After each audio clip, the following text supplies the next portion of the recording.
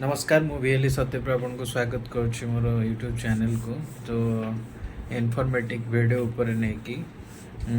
बर्तमान पे जानी थे मैक्सिमम जो माने फेस करले बा करूचंती बा का पाखरे इनफॉर्मेशन ताले कमेंट बॉक्स रे जणाइबे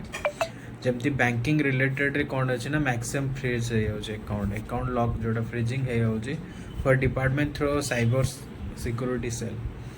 ना से फाइबर सिक्योरिटी सेल रू लॉक होने ना आपंकर बैंक अकाउंट जो मैक्सिमम फैंटेसी गेम थ्रू रे करूचंती बा कोनोसी ऑफर रिलेटेड रे जदी आपण सेडा को अकाउंट को आपण अपडेट करूचंती तो सेमानकर टीम जो फ्रॉड कर टीम अछि बा सेमानकर गोटे चैनल टीम अच्छी से कौन कर इनफॉरमेशन दे दौरान साइबर को जे आज अनऑथराइज ट्रांजैक्शन होइछि तो फ्रॉड रो ट्रांजैक्शन को से बैंक लॉक कर रखुची तो अनऑथराइज बा फैंटेसी गेम रे जमा भी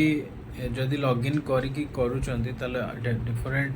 अदर अकाउंट रे करंतु एवं पे भी जोटा सिक्योर अननोन पेमेंट ट्रांजैक्शन होउची ताकू तुरंत इनफॉरमेशन साइबर सेल को दियंतु जे ए सेल लो जदि पेमेंट आपण अनऑथराइज कोनोसी भी रिसीव करूचंती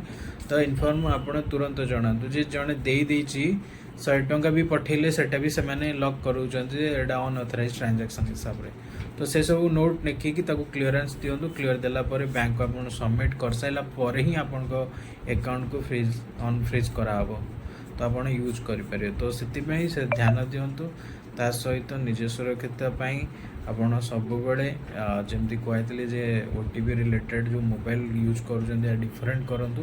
जोतरे आपण सेव एंड ट्राई करियो धन्यवाद।